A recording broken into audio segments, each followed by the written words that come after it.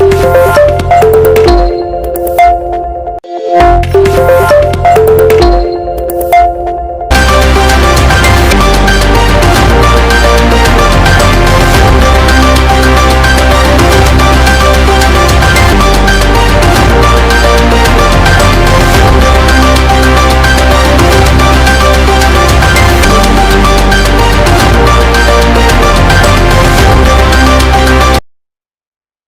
evening and welcome. You're on to Aspheric TV and this is the news wrap-up.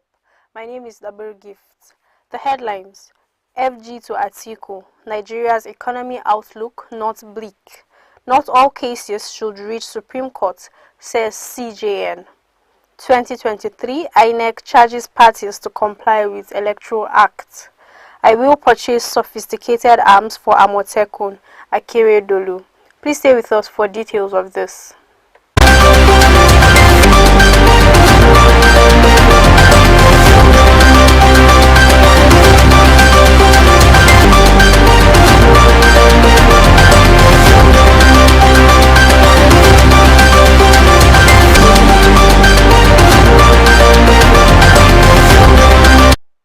Now the news.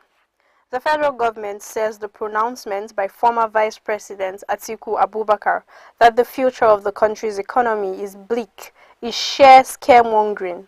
Atiku, the opposition People's Democratic Party's presidential candidate in the forthcoming 2023 general elections, made the pronouncement while presenting his economic blueprint to the public recently.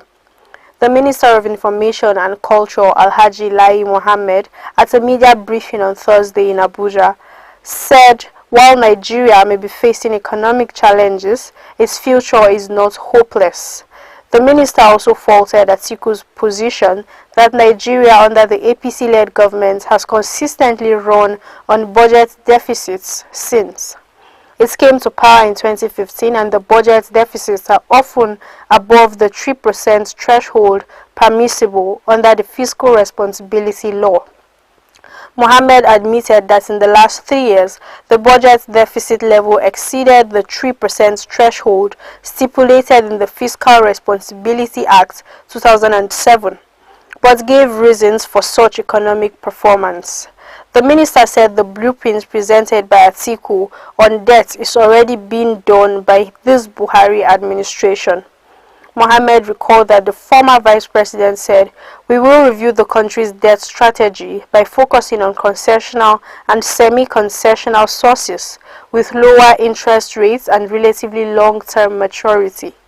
According to him, in order to manage debt service costs and reduce refinancing risk, the thrust of the strategy is that this administration will maximize and concessional borrowing from multilateral and bilateral sources. The minister said that the new airport terminals in Abuja, Lagos, Kano, Enugu, and Port Harcourt were financed with concessional loans. He therefore reiterated that the former vice president had not said anything new. Olukayode Ariwola, Chief Justice of Nigeria, says the Constitution should be amended to stop some cases at the Court of Appeal. Appearing before the Senate on Wednesday for a screening exercise, Ariwola told the Senate that the workload on the Supreme Court is too much when compared to the number of justices on the bench. The number of Supreme Court justices has dropped to 13, as against the maximum requirement of 21. More justices need to be appointed, as out of 21 needed in the Supreme Court, only 13 are left for expeditious consideration of cases. Some of the cases should be allowed to stop at the Court of Appeal through constitution amendment to that effect, he said. The National Assembly should please help in this regard by carrying out required constitution amendments. Already, some cases that do not get to the Apex Court include matters from the National Industrial Court and Court of Appeal, decisions from Senatorial House of Representatives or House of Assembly election petitions. In April 2021, a bill seeking to reduce the category of appeals that get to the Supreme Court suffered a setback in the House of Representatives. The bill, titled Constitution of the Federal Republic of Nigeria, Fifth Alteration Bill 2020, I beg your pardon, seeks to make all appeals filed at the Supreme Court go through leave. That is, the court is to determine by the way of application whether a particular case deserves its attention. Leading the debate during the plenary session, Onofiok Luke, a lawmaker from Akwa Ibom and sponsor of the bill, said the Supreme Court is overburdened by a large number of cases.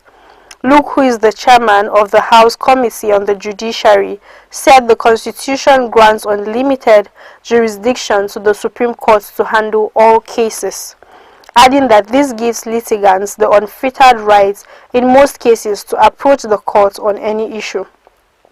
The bill was, however, rejected by the majority of the lawmakers after it was put to a voice vote by Idris Wase, Deputy Speaker of the House. The Independent National Electoral Commission (INEC) has urged political parties to adhere strictly to the Electoral Act as amended during the 2023 electioneering process. Dr. Alalibo Johnson, resident Electoral Commissioner in Cross River, made the appeal at a meeting in Calabar on Thursday. According to the REC, political parties are expected to observe the threshold of campaign expenditure as provided by law under Sections 87 to 89 of the Electoral Act 2022, as INEC will not condone the violation of these provisions. While noting that campaigns for the Presidential and National Assembly will commence on September 28, he said political parties must avoid the use of foul language, among others.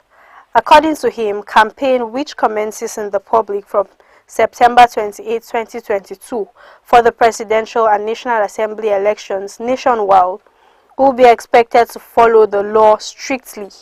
He disclosed that the Election and Political Parties Monitoring Department of the Commission was poised to track such in their campaign tracking activities. Meanwhile, Mr. Johnson has disclosed that there were still more than 90,000 uncollected permanent voters' cards across the 18 local government areas of the state. The REC reiterated the need for political parties to mobilize their members and other stakeholders to collect their PVCs. The political parties, who spoke through the chairman of the Young Progressives Party, Anthony Atta, promised that they would work with the Commission to ensure free, fair and credible polls in 2023.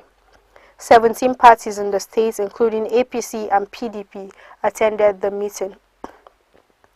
Governor Oluwarotimi Akeredolu of Ondo State has vowed to purchase sophisticated arms and ammunition for operatives of the state security network, codenamed Amotekun Corps.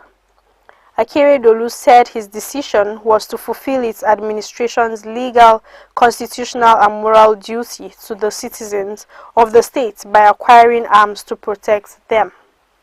The Ondo governor's action was a sequel to a video making the rounds showing the equivalent of the Western Nigeria Security Network, Amotekun Corps, in Katsina obtaining the approval of the federal government to bear arms. Akeredolu said such action by the federal government was fraught with great dangers.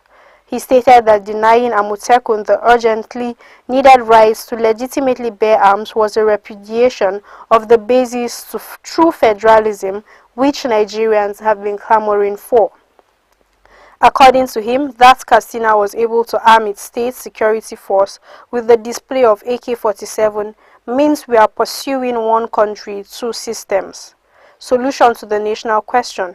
If the Katsina situation confers advantages in some, in the face of commonly faced existential threats, it means that our unitary policing system, which has failed, is a deliberate method of subjugation that must be challenged. That's the news. Thanks for watching. My name is Double Gifts. Please subscribe to our YouTube channel. We are Aspheric TV on YouTube, and also follow us on all of our social media platforms. On Instagram and Twitter, we are Aspheric News, and on Facebook, we are Official Aspheric News. Thanks for watching. Bye.